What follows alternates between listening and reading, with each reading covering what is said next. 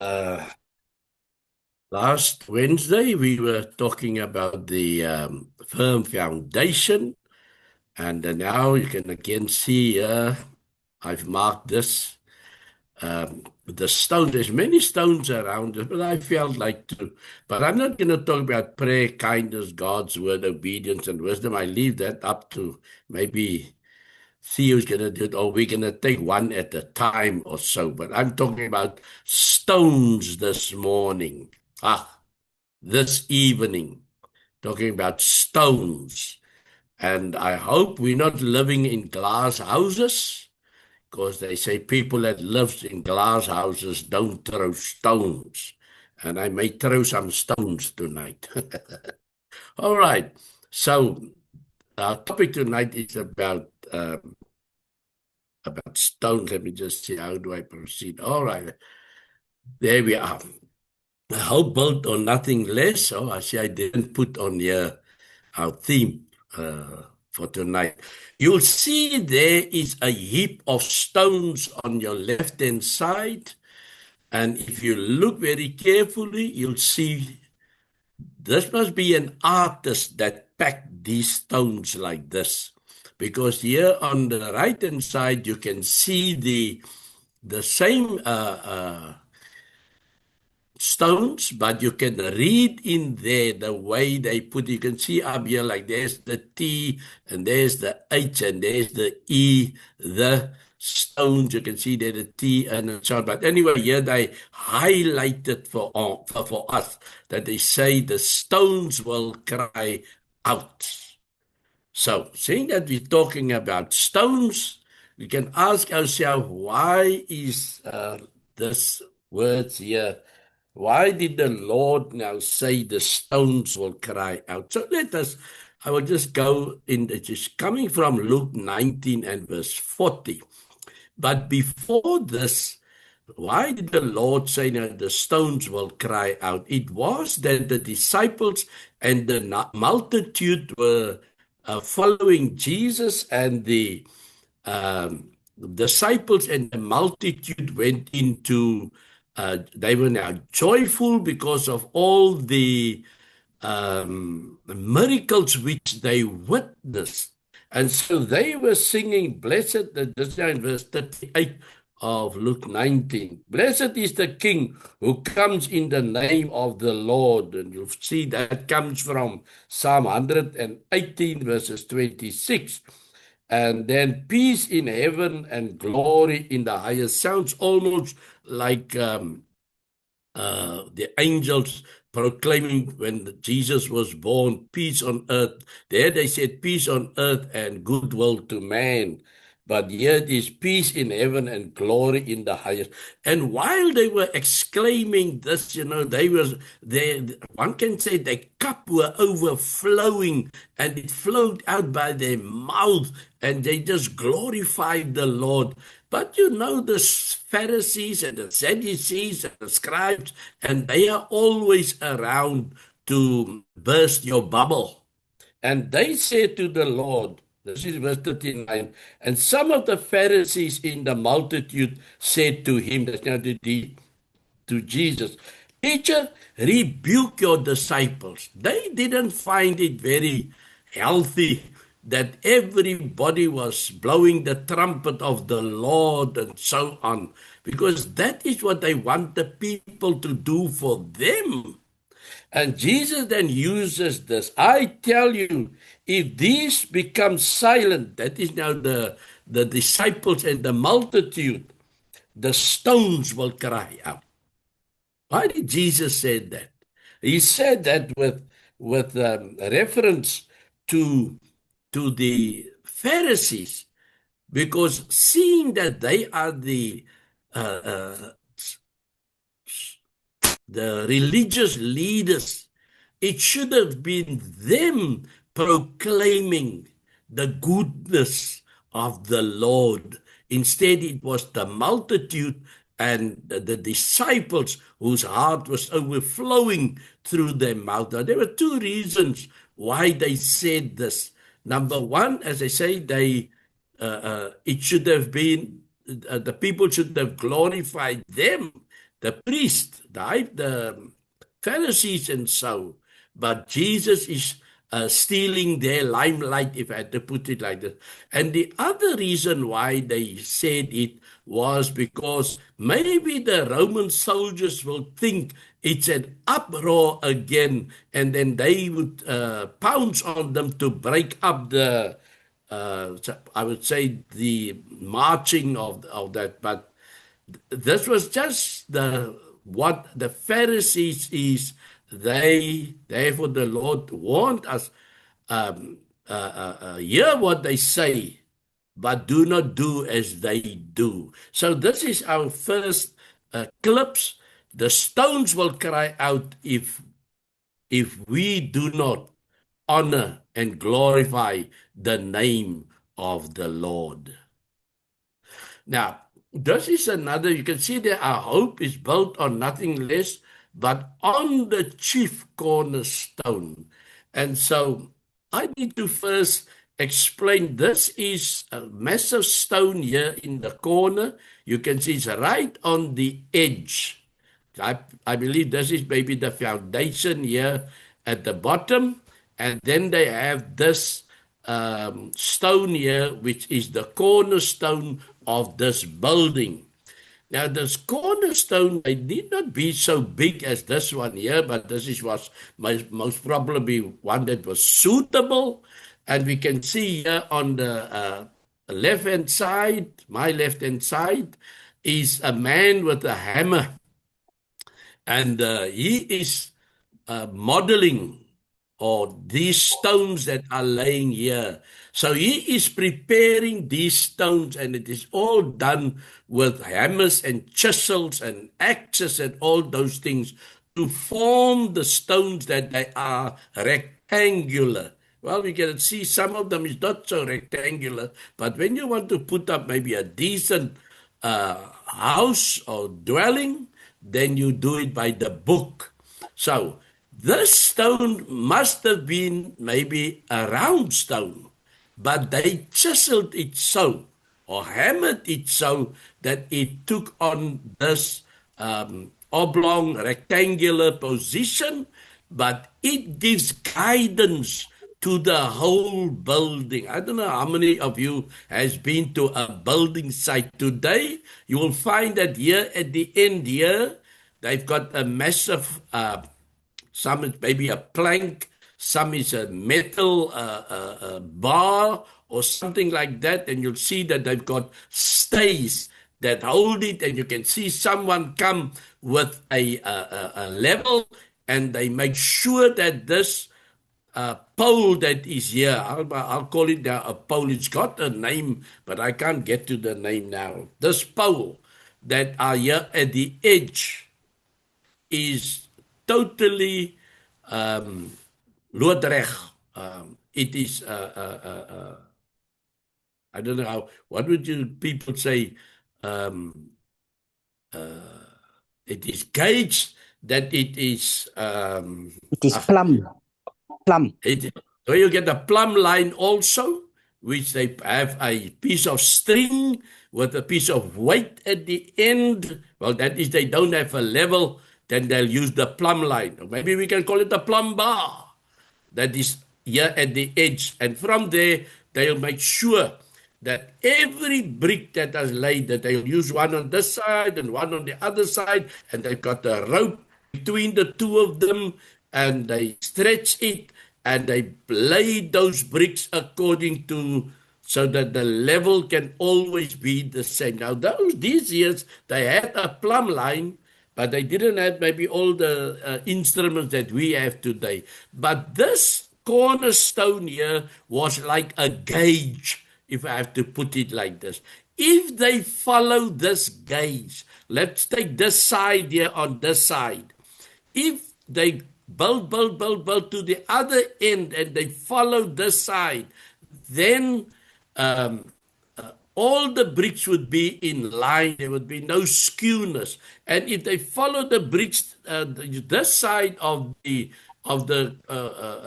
cornerstone, they follow this route again, they will find that it would be completely 90 degrees. In other words, it would be complete, rectangular, or a square, whatever the size of the house is. It would not that the one side is wider than the other side. So this cornerstone had a purpose here. It kept the building in check, if I have to use that word. And so the cornerstone was very important because it aligned the whole building. Although on this side you can see there's 3 layers of stone, of rock or so, but it follows the gauge of the cornerstone. So the cornerstone is very important, and it is manufactured, if I have to put it, by hammer and chisel. Okay, so this is just smaller ones, smaller blocks, and maybe they are those that help in forming the wall at the end. So now in first in First Peter 2 verses 1 to 3, we have this. I didn't put the. Well, this is an afterthought. Now tonight, when I not tonight, this afternoon when I sat here and this thing, when I went through my lesson, this pricked me, and I said, no, I need to read also to get the context of First Peter 2 and verse 4 and following. So if we read from verses 1 to 3, it's going to make sense. It says, therefore, putting aside all malice and all guile and hypocrisy and envy and all slander, like newborn babies long for the pure milk of the word, that by it you may grow in respect to salvation, if you have tasted the kindness of the Lord. So the Apostle Peter is here comparing the child of God to a newborn baby. And we all have seen babies, you that don't have, it's not a father or a mother. You have siblings. You've seen your brothers and sisters when they were small, or your other families, and there's babies. You can see when they're hungry how they long for the milk. They you may think to yourself, milk is not so nice. But they don't think that. They think this is what I want. So they, one can say it's a pleasure to see how, as small as they are, they can't even talk. Sometimes I think they can't even think. But one thing they know where the milk comes from. And this is what the Apostle Peter is using as an example, as the babies are longing for that milk.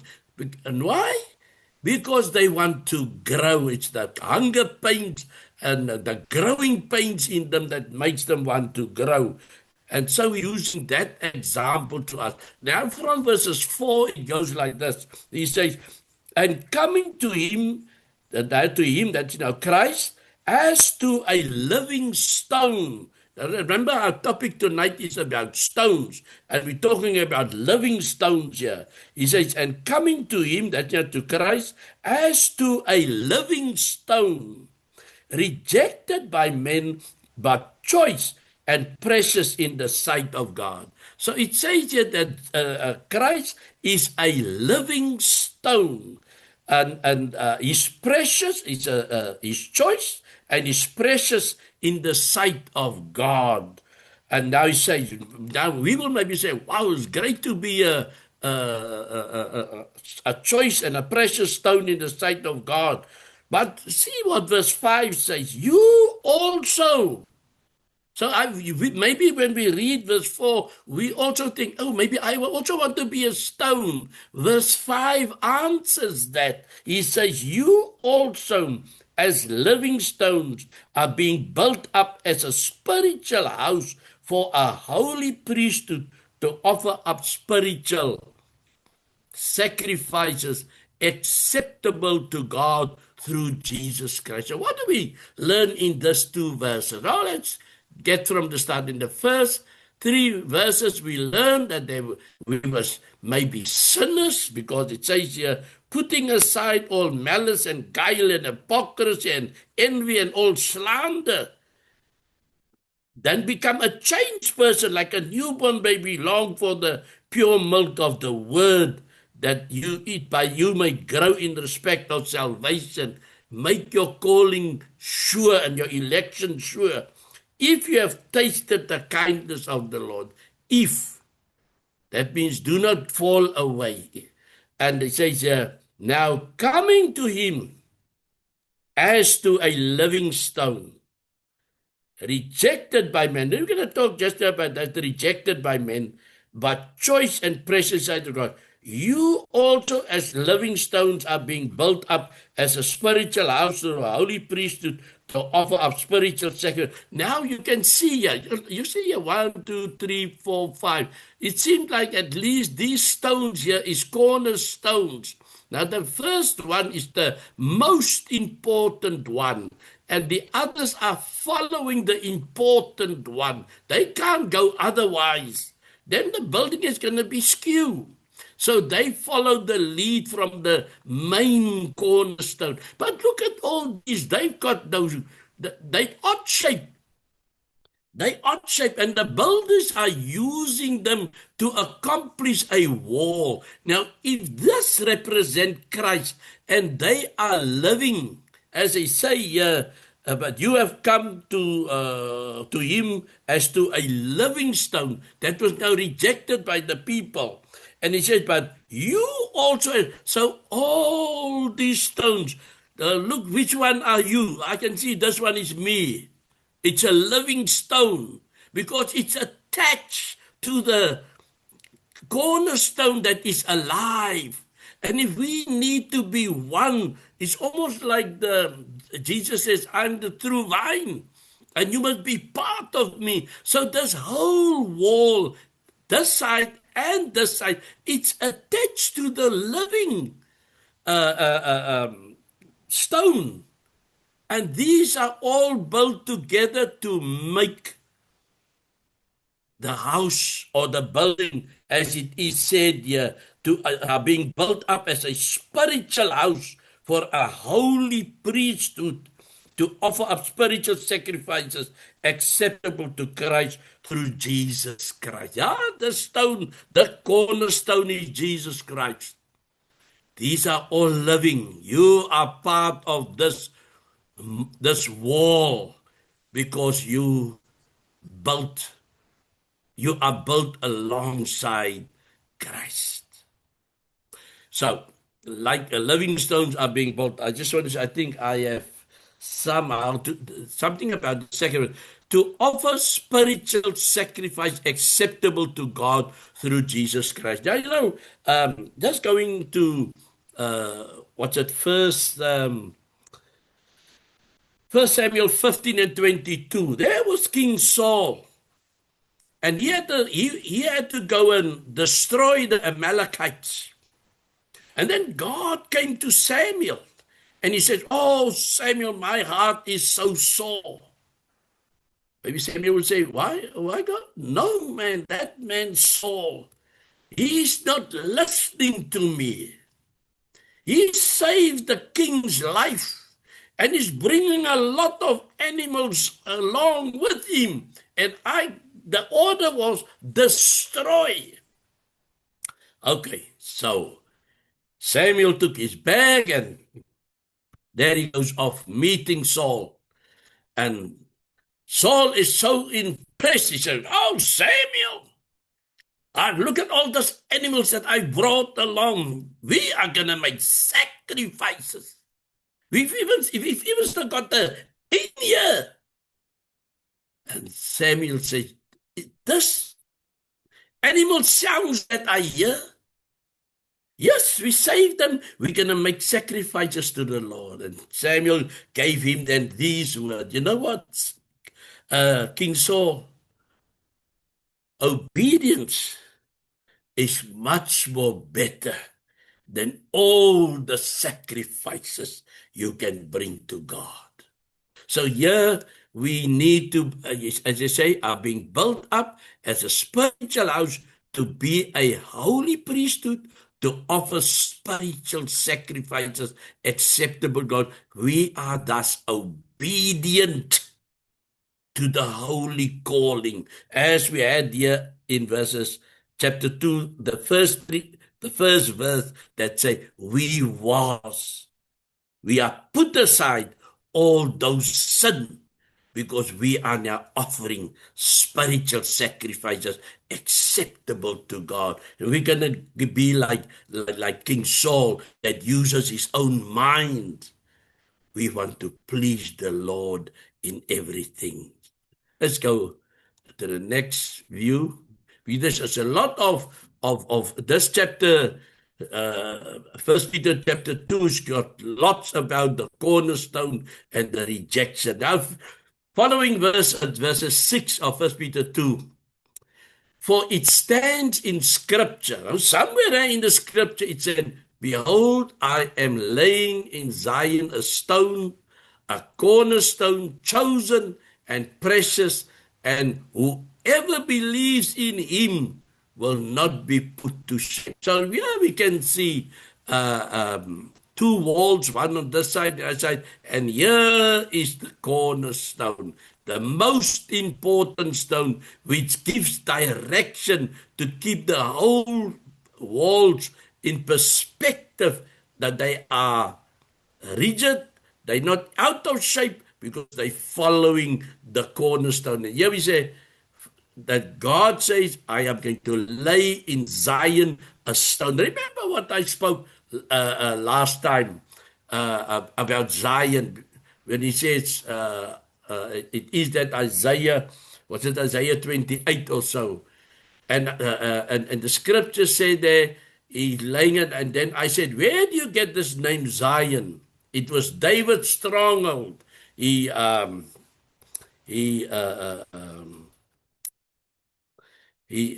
was a stronghold for the Jebusites, and he wanted it because he's the new king.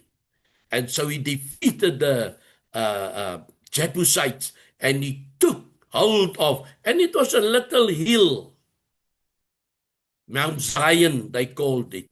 But he included it in, and it says, this is now, behold, the city of David. And and it was a stronghold because there was water and nourishment and everything. But there was also Mount Moriah, which is more prestigious. And so when Solomon had to build the temple, he went to the top of Mount Zion, Mount Moriah, and he went to build down the temple there. And then it supplanted small little hilltop Zion, and Mount Moriah became Zion. And eventually Jerusalem took on that name. If you talk about Zion, then you talk about Jerusalem. You talk about where the temple is situated. So here the Lord has said, behold, I am laying in Zion a stone, a cornerstone, chosen and precious, and whoever believes in him will not be put to shame. So we are here this evening, and we are believers in this cornerstone. Verses I think I should have deleted this one here now, so I'm going to the next one. There's something wrong here. Where is verses 7 and...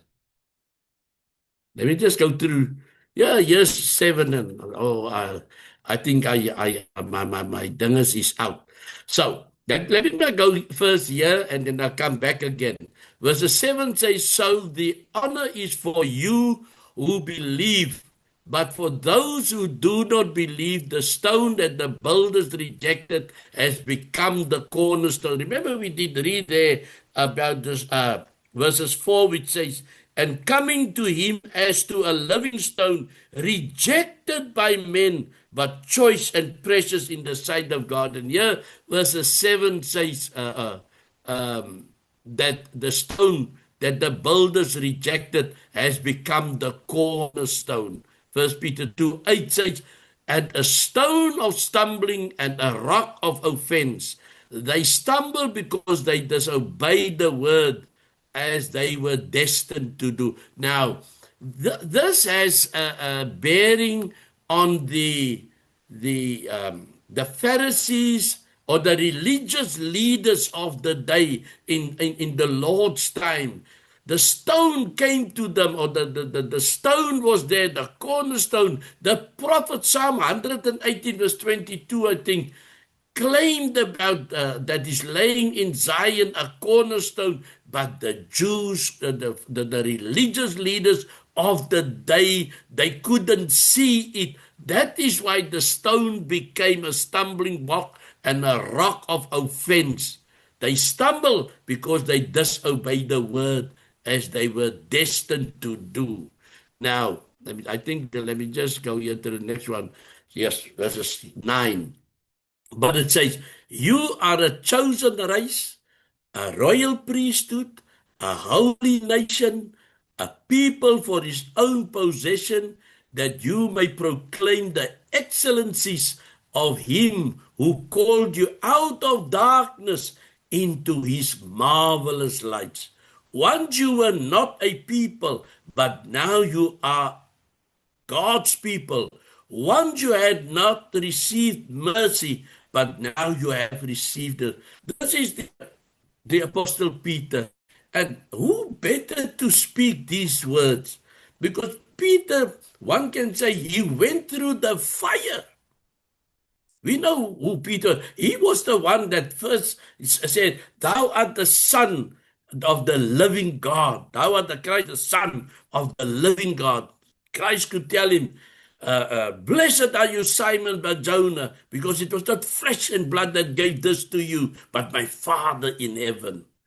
And therefore you are now Peter, and upon this rock I will build my church. And Christ is the cornerstone of that building. And we are that, and he's the living stone. And we are those living stones also built into that wall. Do you feel it? Do you feel that you also part of that living stone? Because you are a chosen race.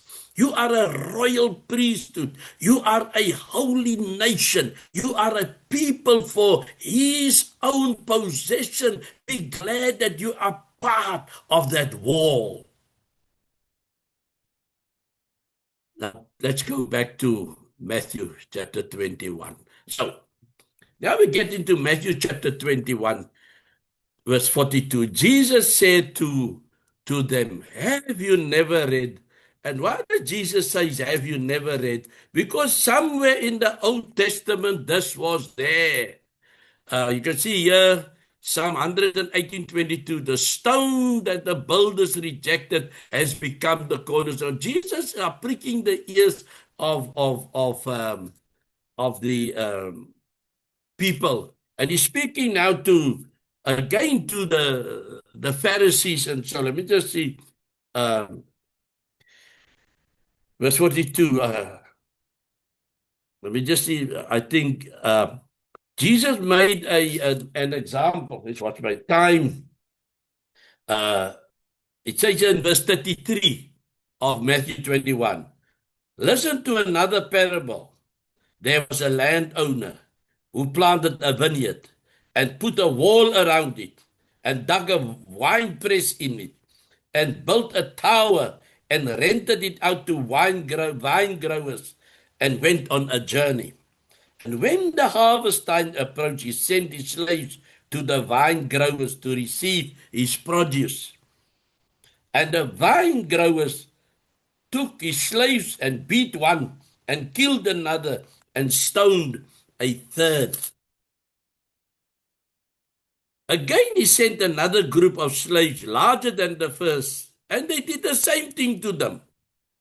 But afterwards he sent his son to them, saying, they will respect my son. But when the vine growers saw the son, they said among themselves, this is the heir. Come, let us kill him and seize his inheritance. And they took him and threw him out of the vineyard and killed him.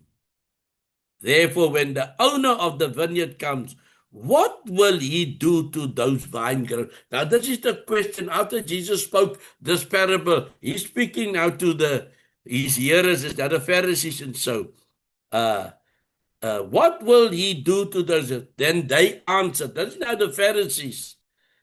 They said to him, he will bring those riches to a wretched end, and will rent out the vineyard to other vine growers, who will pay him the proceeds as the season proper seasons, or at the proper seasons.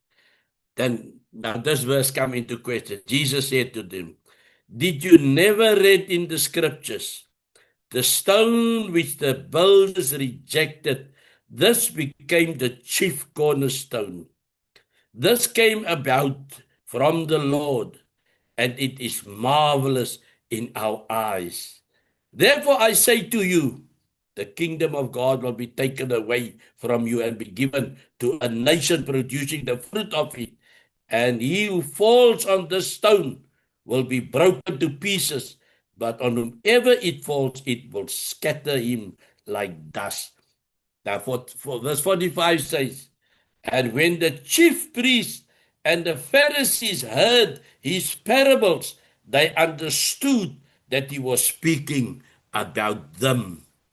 And when they sought to seize him, they feared the multitudes, because they held him to be a prophet. So we can see that the scripture is plain and clear. Jesus referred to the scripture.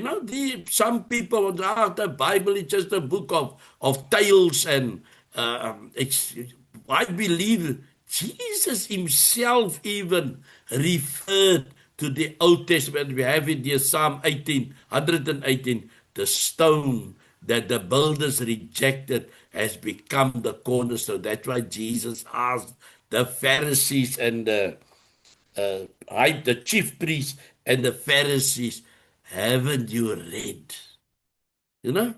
So there's a way to read the scripture. And this is the thing which we can ask many of the people today. How readest thou? Now I'm thinking of the Ethiopian that was sitting there on the roadside, and Philip came to him and said, how do you read? And then Philip opened up the scripture. There's people that read the Bible, but they just read the Bible for Bible reading's sake. They like the Pharisees and the chief priests and the scribes, all that. As long as it doesn't touch me, it's fine. I don't want to be corrected. And we today are part of the chief cornerstone. But Jesus is that cornerstone, and we are those living stones that is attached to the cornerstone. Now, Ephesians 2 and verses 19. Now we're going to Ephesians. It says here, so then, you are no longer strangers and aliens, but you are fellow citizens with the saints and members of the household of God, built on the foundation of the apostles and the prophets, Christ Jesus himself being the cornerstone. Yeah, this block here says the cornerstone, in whom the whole structure being joined together grows into a holy temple in the Lord. In him you also are being built together into a dwelling place for God by the Spirit. We have read that he is the living stone, and we are also living stones, but there's another angle to it. It says the apostles is part of it, and the prophets are part of it. The Old Testament points to Christ. The apostles here, the New Testament testifies of Christ. The Gospels contain the story of Christ, the chief cornerstone. And this is so lovely to read and to know, and there's so much assurance in it, like a good, steady, strong building. Every stone has got its place, and it's at the end you see a well-built structure like we had last time, the one that built on the sand and the one that built on the rock. We are the prophets is just as important as the apostles because they are living stones and they are attached to the stone, the cornerstone, which keeps everything together. This side, rigid, this side, no skewness. And after this, all we, as the bricks or the blocks, we complete that building. Christ is the cornerstone of the church today. In him, you also are being built together into a dwelling place for God by the Spirit. This is all spiritual. Remember when Jesus, Acts chapter 1, and the disciples asked the Lord, are you going to bring into the kingdom of David? Are you going to resurrect, so to say, Israel, old Israel? And so Jesus says, listen, you got it all wrong. I'm just on my own interpretation. You got it all wrong, but you got to wait on God. Wait till you have power, then you will understand. And so it came that they understood, because when Peter preached on that day, Acts chapter 2, he laid it out properly that Christ is you crucified the Son of God, and they are witness of it. So we are that building that Peter, where am I now? That what Paul is talking about, telling us that we are no more strangers, we are not aliens, but we are fellow citizens with the saints, because we make up the building or the household of God, built on the foundation of the apostles and the prophets. Christ is the chief cornerstone, in whom the whole structure being joined together grows into a holy temple of the Lord. The first slide we had, in which I said Christ is alive, is a living stone, and we all are built into that living stone. Let me see, what is the next? All right. This is just, I went to this in the beginning, that Christ became then the stumbling block. Those that stumble over him, and he became a rock over fence, those are the people that doesn't buy the story of Christ, if I have to put it like that. They doesn't buy into it. They say this is all fancy tales. How can somebody die and rise up from the dead? When you're dead, you're dead. They are not spiritual, because spiritual things are discerned by spiritual men or women. I think we go to what's it, 1 Corinthians chapter 2, I think, when he talks about the natural man and the natural man and the spiritual man. Only the spiritual man understands. All right, we've been there. This is one that I brought in here. It is not. It says just for interest sake, because by doing the study, it came to me. 1 Kings 6 and 7. This is when Solomon was building the house of the Lord, when he's building the temple. It says, when the house of the Lord was built, it was with stone prepared at the quarry, so that neither hammer nor axe nor any tool of iron was heard in the house while it was being built. In other words, while on top of Mount Moriah, when the temple was built, the builders just placed the blocks. It was already cut to dimensions or chopped to dimensions.